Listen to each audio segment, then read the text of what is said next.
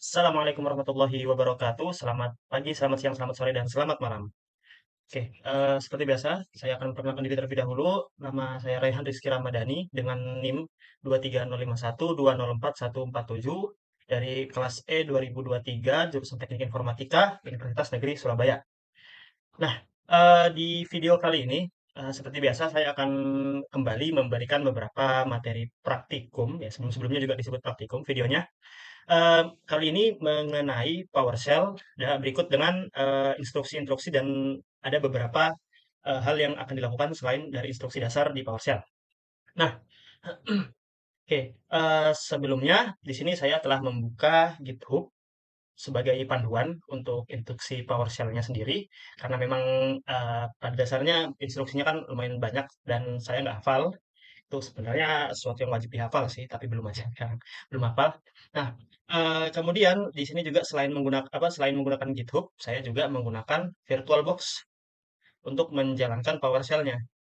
Alasan utamanya karena, ada beberapa hal yang nggak bisa saya lakukan di Windows 11, sebenarnya bisa, cuma lebih simpel, lebih enak kalau misalkan menggunakan, VirtualBox, gitu. Jadi di sini saya menggunakan VirtualBox dan, menggunakan GitHub sekaligus, untuk petunjuknya di GitHub. Nah, sebelum kita masuk ke bagian dalam PowerShell-nya, kita harus mengenal dulu apa itu PowerShell sendiri. Nah, di sini dijelaskan ya, bisa dilihat, PowerShell merupakan program otomasi dan manajemen konfigurasi dari Microsoft yang terdiri dari command line shell dan bahasa scripting.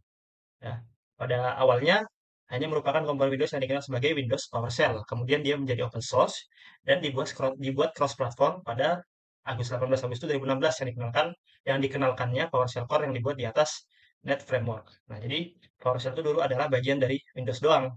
Kemudian akhirnya dia dibuat open source dan bisa digunakan di multi platform, di multi OS.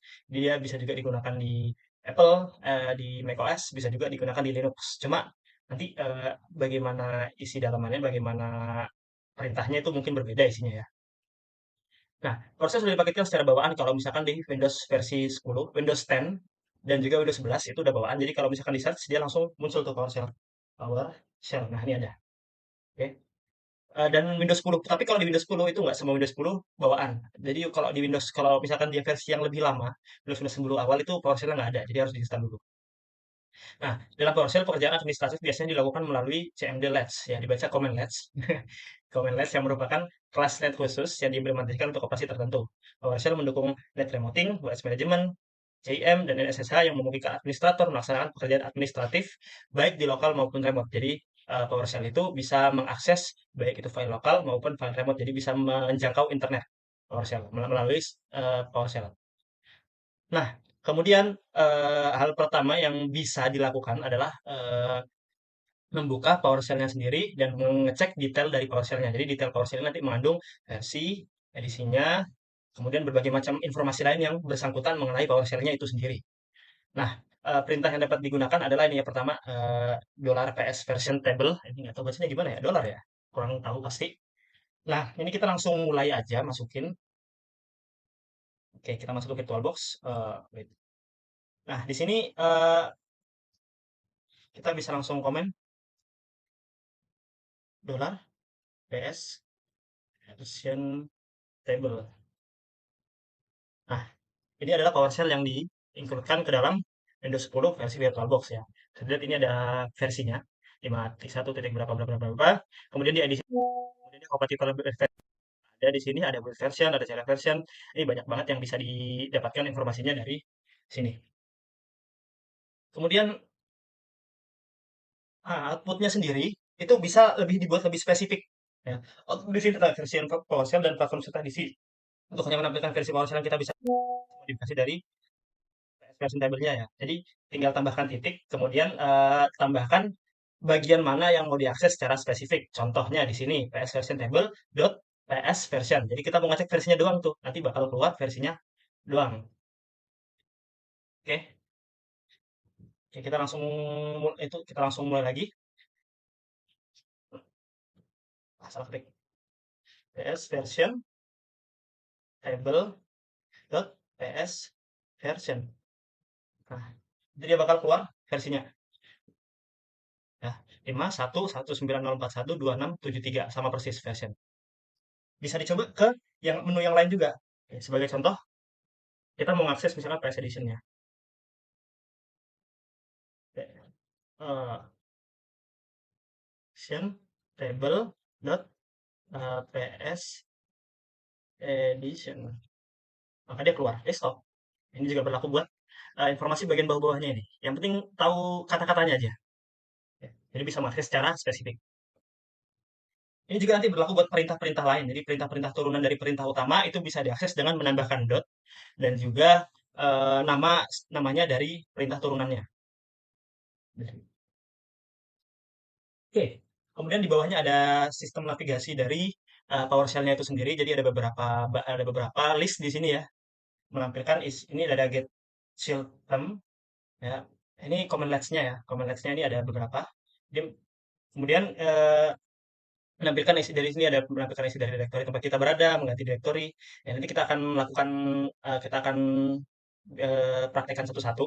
Kita akan cek satu-satu. Kemudian di bawahnya ini juga bisa selain selain ini doang, selain commandlets yang ada di tabel ini kita juga bisa mengakses berbagai macam eh, me- perintah yang sama seperti Unix atau Unix-like system seperti CD, ls, pwd ini ya ini komen-komen yang biasanya kalau suka pakai CMD ya. Itu komen-komennya juga berlaku di PowerShell dan bisa digunakan dan buat ngecek komennya apa aja itu bisa dicek di get alias. Nah, oke, kita mulai navigasinya dari pertama nih ya. Misal kita mau ngecek apa nih pertama? Ngecek direktorinya. Nah, ngecek ngisi direktori. Nah, buat direktorinya sendiri kan eh, PowerShell ini bisa kita cek direktorinya dari start menu bisa ya PowerShell. Ah, sorry, ini PowerShell ini ya beda. PowerShell. Hmm, Open file location. Ini PowerShell yang SE, kita bisa cek. Kalau PowerShell yang biasa, wait.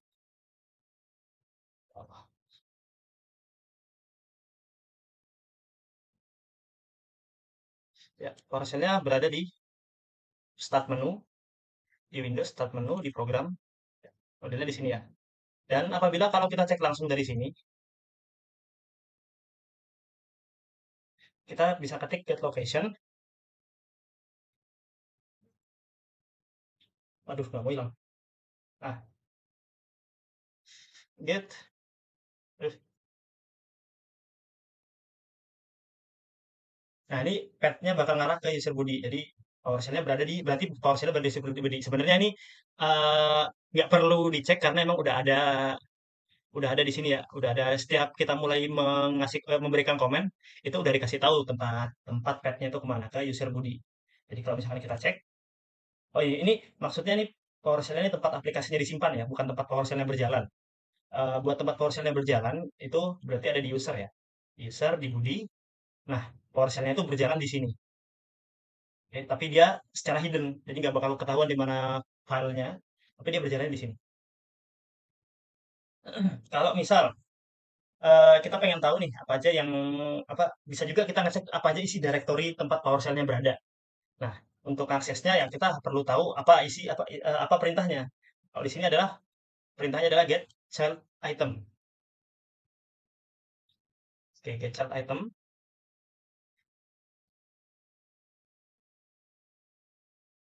Nah, ini dia akan menampilkan seluruh direktori seluruh isi direktori dari tempat PowerShell itu berjalan ya. Di sini isinya ada 3D object, kontak, dan kalau kita cek langsung di sini, dia isinya bakal sama nih.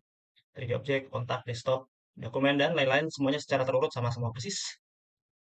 Nah, kemudian kalau misal kita mau pindahin lokasi direktorinya, nah kita bisa menggunakan perintah ini ya, set location.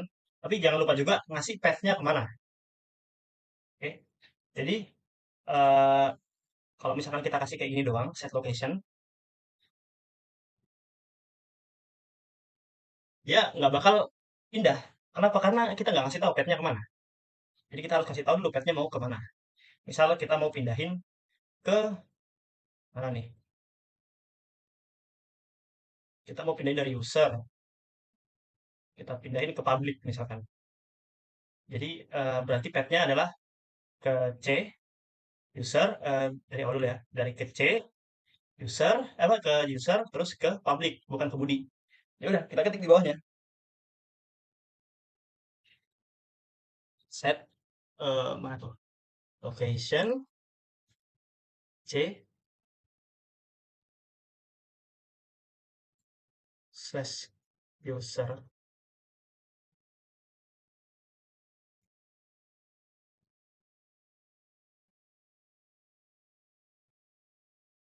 public. Nah, dia pindah jadi ke public. Dari sebelumnya direktorinya ke body, dia pindahnya ke public. Oke. Kalau misalkan dia nggak apa informasinya nggak ada kan dia ini nggak dikasih tahu nih bisa apa enggaknya. Berhasil pindah, nggak dikasih tahu kan. Kalau misalkan nggak ada informasi ini ya kita bisa kembali dengan menggunakan komen yang awalnya get location. Kita bisa pakai get location. Nah, bisa dicek di situ. User public. Dan kalau kita cek isi direktorinya juga bakal berubah sesuai tempat di mana PowerShell-nya berjalan. Oke. Kita pakai get child item, maka isinya pun berubah jadi yang isi di public. Oke, kita cek lagi ya. Nah, ini public ya, public documents, public download, public musik, isinya sama persis nih. Bedanya kalau ini nambahannya pakai public ya, karena emang ini buat public gitu.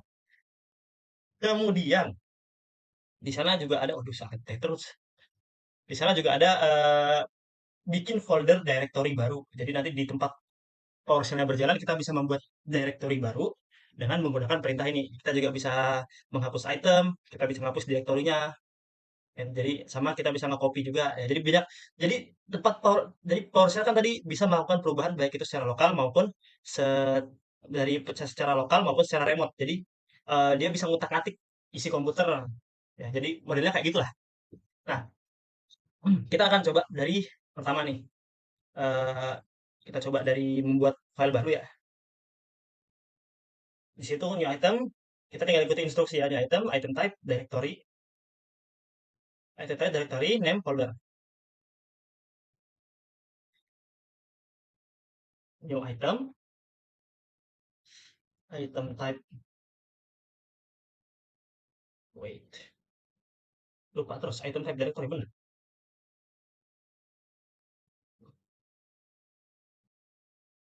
Aduh, kurang-kurang.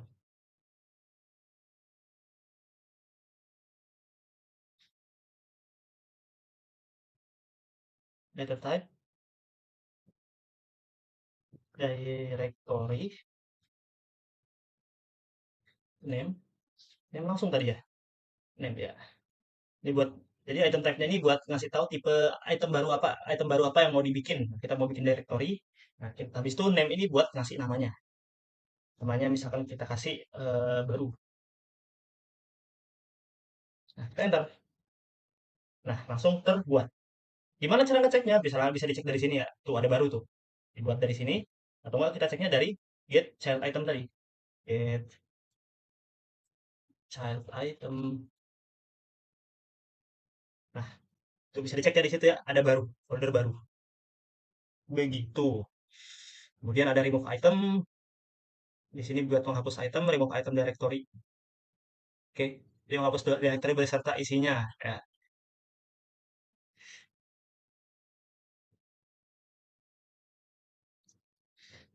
Oke. Kalau misal kita menghapus directory yang kita menghapus directory gimana? Kita tinggal pakai perintah ini. Jadi kita ketik remove item, terus ketik dua, kita pilih nama directory yang mau dihapus, terus min recurse. Oke, misal kita mau nge-remove item yang tadi baru kita buat nih. Move item baru. Nah, min recurse. Recurse. Nah, ini nggak akan ada pemberitahuannya. Tapi begitu kita cek, barunya hilang. Tidak ada lagi baru di sini. Itu ya. Kemudian, kita juga bisa menyalin item yang udah ada beserta direktorinya juga. Jadi keseluruhannya bisa. Itu eh, ini remove item, copy item ini juga bisa kita lakukan untuk kalau misalkan untuk di luar file di mana carousel berjalan. Yang penting selama kita menggunakan apa selama kita memberikan path-nya. Kemudian apabila ingin menyalin item nih dari direktorinya, kita bisa menggunakan copy item. Nah, tapi copy item ini berlaku apabila direktorinya berbeda tempatnya. Kita mau nyari ke lokasi yang lain, nggak bisa ke lokasi yang sama. Misalnya di direktorinya itu udah ada itemnya, udah ada itunya direktorinya itu udah ada file tersebut, maka dia nggak bisa nyari ke situ lagi, dia harus pindah. Jadi kita bisa set destination-nya. Misalkan kita mau nge-copy di sini, mau nge-copy musik ya. Nah, itu kita mau nge-copy musik, tapi kita mau nge-copy ke direktori yang berbeda ya.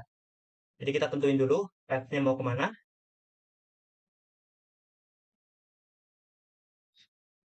Misal path-nya mau ke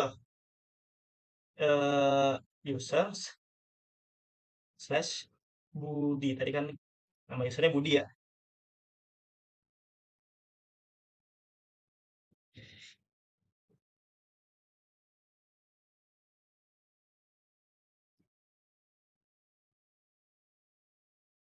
Oh iya, lupa. Direkturnya dulu harusnya tadi. Copy item direktur yang mau kita tadi pindahin musik Budi. Kemudian tambahkan di belakangnya request. Waduh, salah itu teman-teman. Nah, kemudian kita enter. Oh iya, di Budi udah ada musik ya. Jadi kalau misalkan di Budinya sendiri udah ada musiknya, maka dia nggak bisa di itu ya, nggak bisa dipindahin ke situ. Ini belum sempat buat partisi tadi sebenarnya.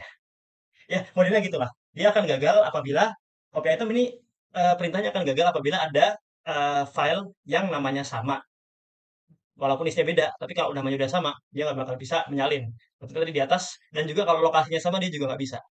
Kalau kita cuma tulis kayak gini nih, copy item musik. Nah, dia bakal error. Karena apa? Karena udah ada. Dan juga apabila namanya udah ada, kepake gitu ya, dia juga nggak bakal bisa. Oke, kita lanjut.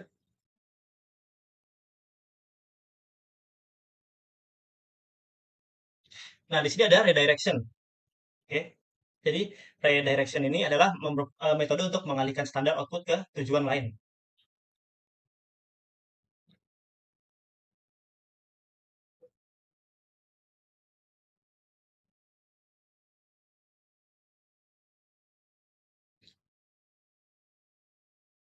Oke, jadi di sini perintah-perintahnya, contohnya ada get content dan write output, ya.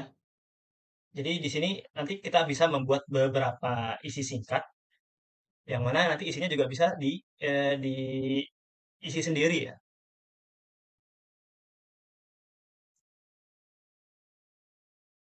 Nah, terus bagaimana cara membuatnya? Kita tinggal menuliskan write output. Kita misalkan nih punya file apa? Kita tinggal bikin file teksinya nanti melalui ini, melalui beberapa perintah seperti yang ada di bawah sini. Nanti isinya bisa disesuaikan sendiri nanti. Kemudian membuat filenya itu nanti filenya bakal terbuat otomatis. Oke, mengikuti perintah ini. Misalkan kita mau itu mengisi dengan ini ya, write output.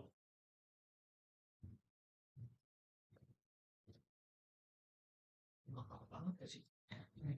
Oke, di sini kalau sesuai tugas, jadi kita disuruh bikin sesuai nama menggunakan apa nama yang isinya adalah nama lengkap dengan NIM. Jadi nanti kita bikinnya adalah menggunakan nama lengkap dan NIM. Jadi kita tulis nama lengkapnya Raihan Rizky, Ramadhani, ditulis di raihan.txt. Nah, ini nggak ada pemberitahuan, tapi oh kalau ada error dia bakal dikasih tahu, tapi kalau berhasil dia bakal langsung kayak gini. Nah, gimana cara ngeceknya? Kalian bisa ceknya lewat kalau dari PowerShell kita bisa buka dari get child item buat ngeliat isi direktorinya. Child item nanti bakal bisa lihat di situ. Nah, ada Rehan TXT. Ya, ini baru udah. Dan atau nggak bisa langsung dicek di sini. Nah, nih. Kalau dibuka, nah ada kan di Ramadhani. Nah, terus kalau misal mau nambah isi yang ada di dalam situ gimana? Ya, bisa dengan menggunakan konteks yang sama, bisa menggunakan perintah yang sama, output, write output. Nah, apa yang mau ditambahin? Misal di sini apa ningku ya, 23051 204 147. Oke. Bedanya nanti di sini. Nah, ini kita kalau sebelumnya tanda panahnya satu, yang ini tanda panahnya dua. Jadi nanti dia bakal menulis isi dari direktor apa dari direktorinya. Misalkan tujuannya kan sama nih. Raihan.txt. Nah, ini nanti dia bakal apa bakal nambah di baris baru. Kita enter. Kalau kita cek, eh ibu di sini aja ya. Nah, kita cek. Nah, dia bakal ada di baris baru. Terus, kalau apa yang terjadi kalau misalkan kita pakai tanda panah satu aja? Yang terjadi adalah nanti semua data yang tersimpan di dalamnya itu bakal di-overwrite dan bakal ditulis dengan input data yang baru. Misal input data yang baru adalah eh, Unesa. Unesa gini ya. Kita simpannya di ihan.txt. Kita enter. Maka yang sebelumnya random.txt tadi isinya adalah nama dan nim akan menjadi cuma ada Unesa. Begitu. Kalau misal mau ditambah di baris baru ya harus menggunakan panah dua. Oke, kemudian kita lanjut ke pokok pembahasan kedua. Di sini ada package manager. Oke, di package manager ini apa sih sebenarnya kita mulai dari pengenalan dulu ya. Package manager itu apa? Package manager, pertama package. Package itu adalah apa? Source code dari sebuah perangkat lunak akan dikompilasi atau dikompil ke dalam bentuk binary oleh pengembang. Baik source code maupun binary akan dikemas dalam format tertentu oleh pengembang untuk didistribusikan. Nah, bentuk kemasan ini yang disebut package. Jadi dalam sebuah software, ini kalau misalkan lebih gampangnya dalam sebuah software itu kan eh, banyak kode yang bisa membangun sebuah software. Ya, kodenya banyak tuh, nggak cuma satu, nggak cuma dua. Itu gabungan dari begitu banyak kode.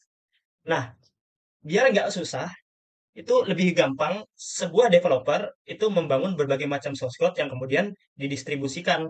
Jadi nanti developer yang lain ketika mau membuat sebuah software entah buat apapun, entah software dia aplikasi apa yang dimana dia itu nanti butuh apa ya, semacam butuhnya main kondisi dengan itu ya OS-nya. Misalkan dia membuat di Android, dia kan atau membuat di Windows 11 saja nih. Dia kan butuh berbagai macam kode untuk menyesuaikan dengan Windows 11-nya. Nah, daripada bikin sendiri, maka disitulah disediakan package ya yang isinya udah sebuah source code untuk itu ya untuk softwarenya. Gampangnya gitu. Kemudian ada apa itu repository? Repository merupakan tempat untuk menyimpan package-nya agar bisa diakses secara remote. Dalam kasus Windows sendiri adalah server milik Microsoft. Jadi source code dari Windows itu sudah disediakan oleh Microsoft, tinggal dipakai. Nah, habis itu ada dependensi. Dependensi itu contoh ketika Anda tidak bisa menginstal software A sebelum menginstal Net Framework di Windows, maka Net adalah dependensi untuk A. Oke, kemudian hubungan ketergantungan ini dinamakan dependensi, di mana paket A butuh paket B butuh paket C, dan seterusnya, maka ini disebut dependensi ya, diulang berapa kali. Nah, ini contoh pertama ya. Jadi kalau ketika software A dia itu nggak bisa jalan di Windows kecuali menginstal Net Framework dalam softwarenya. Nah, itu namanya maka software A itu dependensi ke Net Framework. Contoh lain adalah penggunaan game. Ketika Anda menginstal game, entah itu dari Steam, dari Epic atau dari mana gitu kan.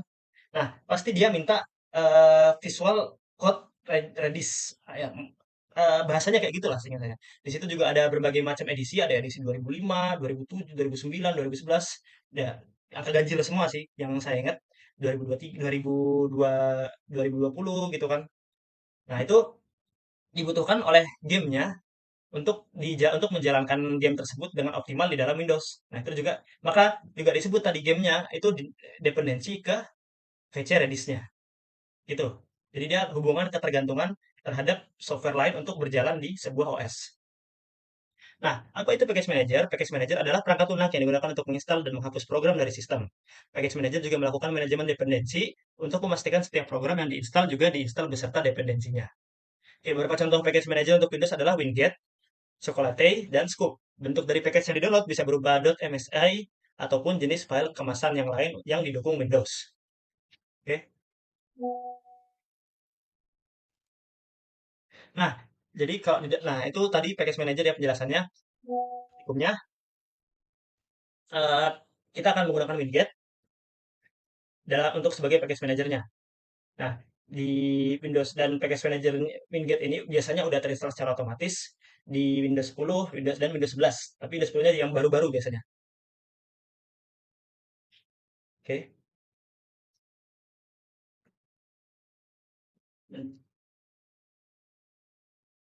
Oke, jadi di sini kita akan jadi kita di sini pertama akan melakukan searching, install dan uninstall dan juga update untuk sebuah software. Di sini sebagai contoh kita akan menggunakan Nano ya. Misalkan Nano aja. Wingate. Wait, wait. Aduh, nggak hilang. Wingate search Nano. Aduh.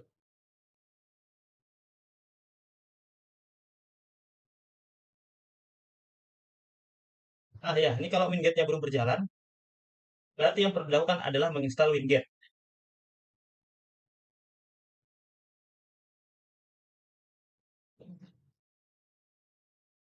Untuk akses Wingate-nya sendiri, itu bisa didapatkan dari GitHub-nya Microsoft. Jadi, nggak bisa, kita coba lagi Wingate. Wingate search Nano.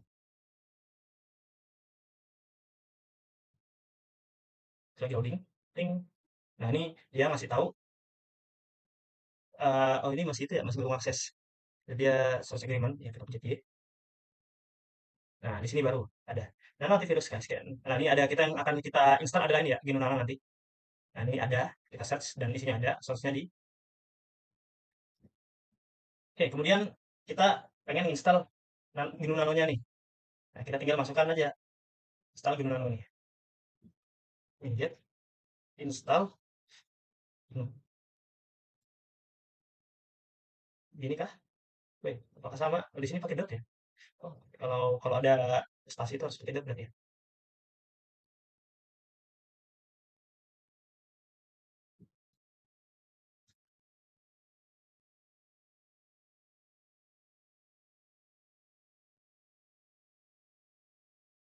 Dia juga ngasih tahu dari mana posisinya dia download. Nah, kan kalau di sini dijelasin Microsoft is not responsible for nor does integrate any license to third party package. Kemudian juga ngasih tahu dari mana dia downloadnya. Nah, kemudian di sini ada banyak banget yang terjadi kan. Jadi ada proses downloadnya, kemudian akhirnya diinstal. Kemudian terakhir ada successful install berarti nanonya udah terinstall. Nah, kemudian apabila yang uninstall ya tinggal diganti jadi uninstall, get uninstall gitu. Nah, sebelumnya ini berlaku buat banyak hal ya. Jadi misalkan pengen install aplikasi lain, misalkan pengen install aplikasi Instagram, kita bisa juga menggunakan Winget ini. Sebagai contoh, kita search dulu aja memastikan ada tersediakah aplikasinya. Instagram. Oh, nggak ada ya, berarti nggak bisa dicari. WhatsApp misalkan. Winget search WhatsApp. Kayak gini ya. Nah, ada WhatsApp nih. Ini WhatsApp-nya. Ini bisa berarti kita misalkan kita pengen download WhatsApp di sini. Install. Oh ya, pastikan untuk tersambung ke internet ya, karena ini dia bakal nyari dari internet langsung. Jadi buat Winget ini ke internet dulu. Winget install WhatsApp.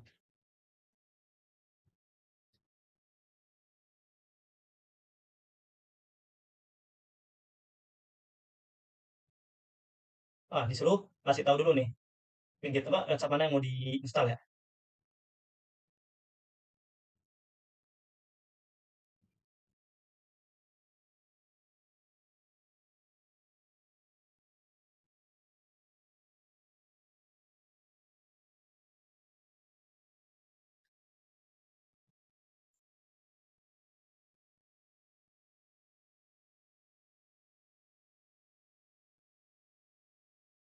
Waduh, dia juga 196 MB. Dikali samain aja ya. WhatsApp mana yang mau di itu dari ID-nya.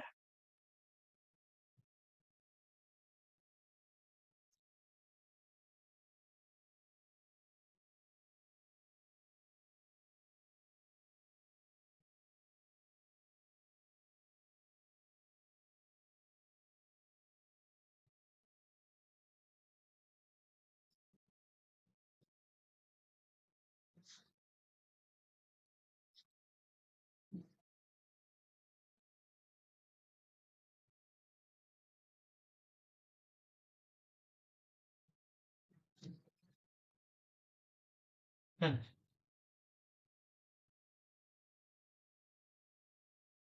oke. Sudah diinstal ya WhatsApp-nya ya. Kalau kita cek di sini, WhatsApp-nya ada, tapi updated. Karena Winget-nya nggak versi baru, jadi WhatsApp juga nggak bisa ikut versi baru. Tapi tadi downloadnya yang latest kok ya? Apa ada yang lebih baru? Tadi pre-release. Udah yang paling latest nih padahal. Jadi dia bakal mengikuti versi dari Wingate-nya untuk downloadnya. Tapi itu tadi ya WhatsApp-nya udah ada. Dan kalau misalkan mau di uninstall, kita tinggal menggunakan perintah uninstall. Uninstall WhatsApp.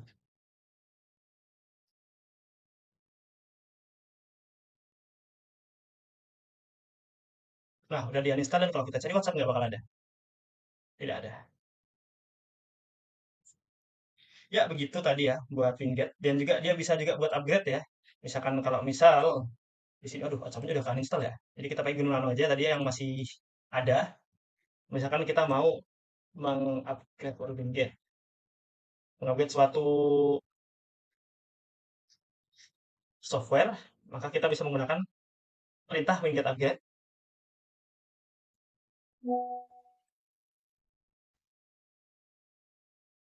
Nah, dia bakal ngasih tahu apakah ada upgrade apa enggak. Kalau ada nggak ada upgrade, nanti dia langsung kalau ada upgrade nanti dia langsung otomatis upgrade.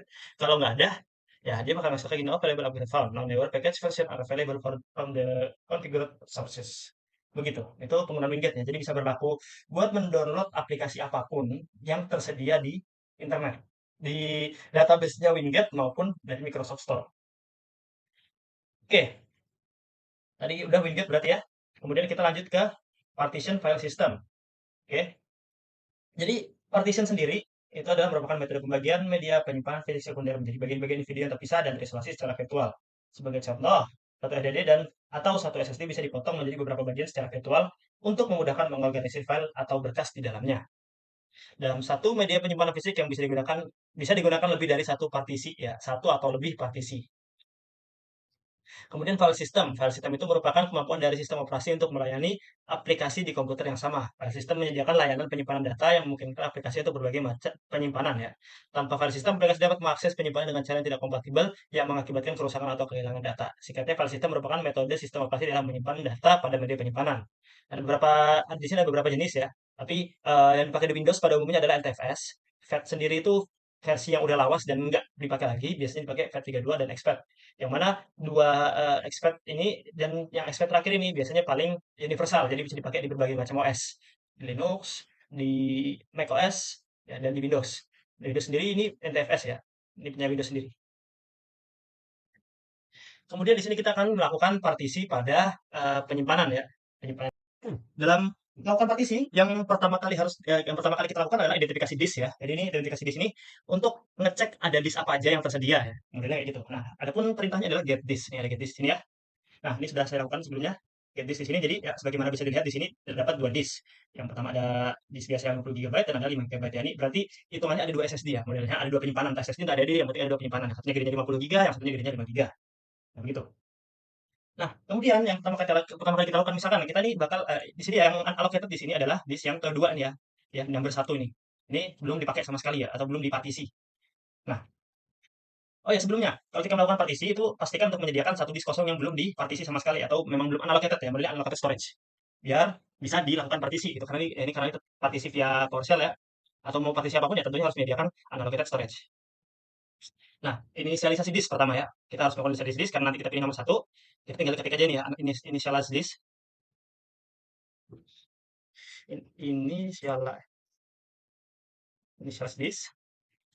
Kemudian di sini pilih nomornya nih di sini kan nomor satu. Kalau misalkan nanti tergantung dari beberapa disk yang tersedia dan mana yang mau dipartisin. Jadi misalkan disknya nomor dua ya berarti ketiknya nomor dua. Kemudian partition stylenya ini GPT. Ini menggunakan GPT biar ini menggunakan untuk kompatibilitas dengan sistem terbaru, gitu ya.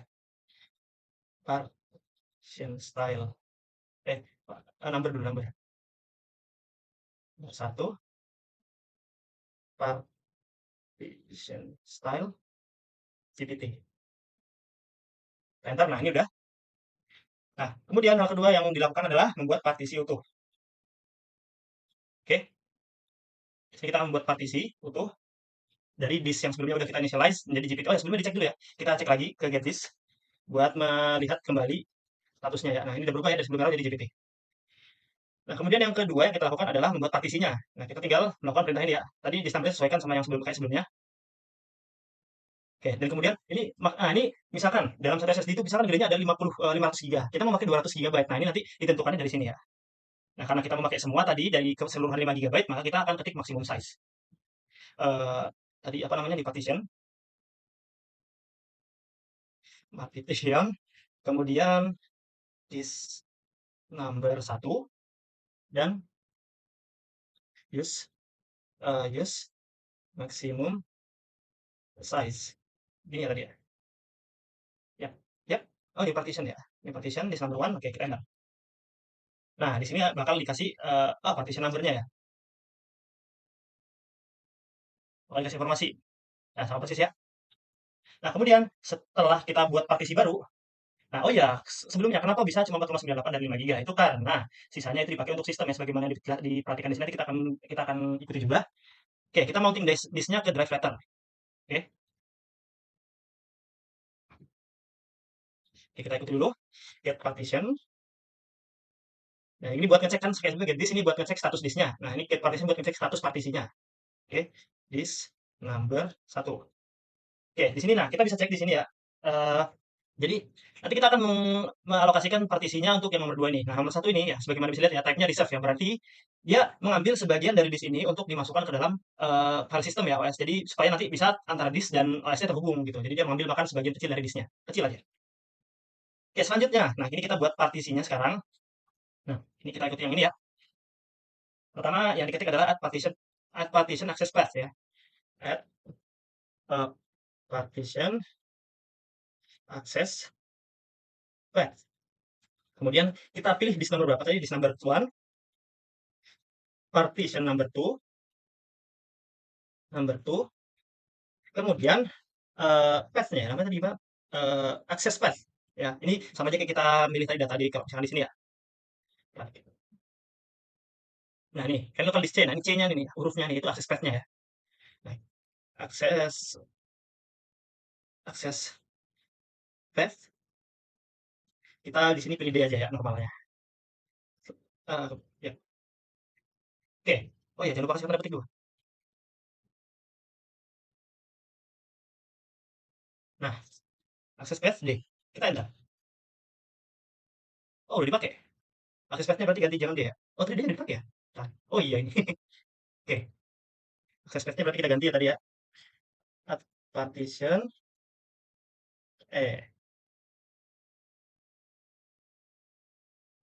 access path. Ini disk number one, kemudian partisinya kita pilih nomor 2 karena yang pertama udah di reserve sama file system. Partition number 2, access path-nya kita pilih H misalkan ya, H. Kita enter. Oh ya, jangan lupa ketik 2, jangan lupa terus. Kita enter. Oh, S-nya kurang 1 ya Allah. Ya, kesalahan teknis sedikit.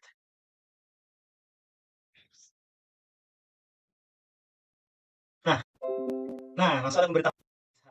Ya, ini tinggal diganti. Nah, ya ini kan diformat dulu. Sebenarnya nggak perlu diformat karena isinya kosong ya. Pastikan kosong kalau nggak terformat ya. Nah, ini udah bisa lengkap. Jadi misalkan ini SSD baru, kita udah bisa akses SSD-nya. Ya, ini bisa di-rename. Sini saya akan menyampaikan nama saya sendiri. Rizky. Continue. Rizky H. Jadilah sebuah tempat baru, storage baru dari misalkan saya tadi pasang SSD 500 GB, kita bisa akses 500 GB-nya sekarang sudah. Ya, begitulah cara membuat partisinya. Oh, tadi formatnya udah terformat dari sini. Tadi udah terformat otomatis ya. Tadi lupa harusnya diformat dari sini. Nah, misalkan formatnya bukan NTFS, terus kita mau ganti ke format NTFS. Nah, caranya adalah dengan menggunakan ini ya, format volume. Kita coba aja langsung ya. Format volume. Drive letter tuh akses path-nya tadi ya. Tadi kan kita drive letter Kemudian file system kita pilih NTFS. Sebenarnya udah terformat NTFS sih. Nah, udah. Oke, dia kalau misalkan dari sebelumnya bukan NTFS, dia bakal berubah jadi NTFS. Diformat menjadi NTFS. Begitu, itu adalah tadi cara untuk membuat partisi dari storage yang baru mungkin dipasang atau dimasukkan lagi dengan menggunakan PowerShell. Oh ya, jangan lupa juga PowerShell-nya dijalankan sebagai administrator. Di sini nih, bisa lihat ini ada administrator, ya karena dia bisa dilakukan hanya oleh PowerShell yang menggunakan administrator, begitu.